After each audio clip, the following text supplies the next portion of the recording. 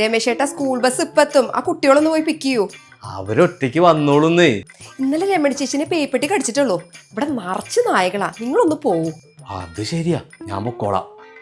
ഏതായാലും നിങ്ങളൊരു വടി എടുത്തിട്ട് പോയാ മതി.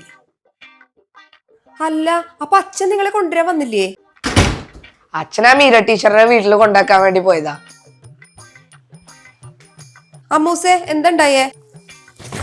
അച്ഛനാ മീര ടീച്ചർ കൂടെ പോയി. അച്ഛനിപ്പോ എന്തിനാ ടീച്ചറിനെ കൊണ്ടാക്കാൻ പോണേ? ടീച്ചർക്ക് നായ്ക്കള് പേടിയാ. ഓ, അപ്പൊ അതാണല്ലേ കാര്യം. ഒന്ന് വരട്ടെ, ഞാൻ കാണിച്ചു കൊടുക്കുന്നുണ്ട്.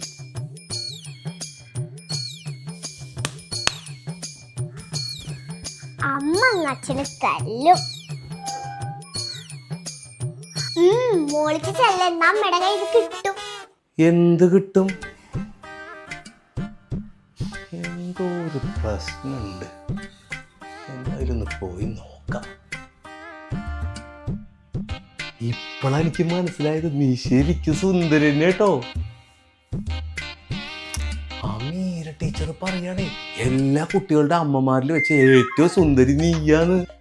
ശരിക്കും ടീച്ചർ അങ്ങനെ പറഞ്ഞോ? സ്കൂളിൽ നടത്തുന്ന കുട്ടികളുടെ അമ്മമാരുടെ കോമ്പറ്റീഷൻ വരില്ലേ, അതിൽ ലീഡർ നീയാണത്രേ. അയ്യോ, അതിനൊക്കെ പിന്നെ കൊണ്ട് പറ്റുമോ?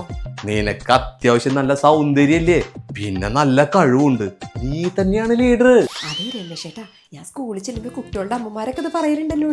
ഇതെന്താ കയ്യില് ബാക്കിൽ പിടിച്ചിട്ടുള്ളത്?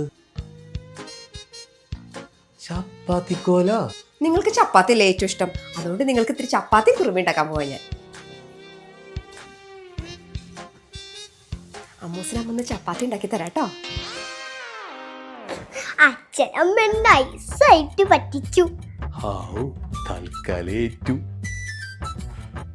എന്തേ? എനിക്കെല്ലാം മനസ്സിലായിട്ടോ. ആയിക്കോട്ടെ ട്ടാ.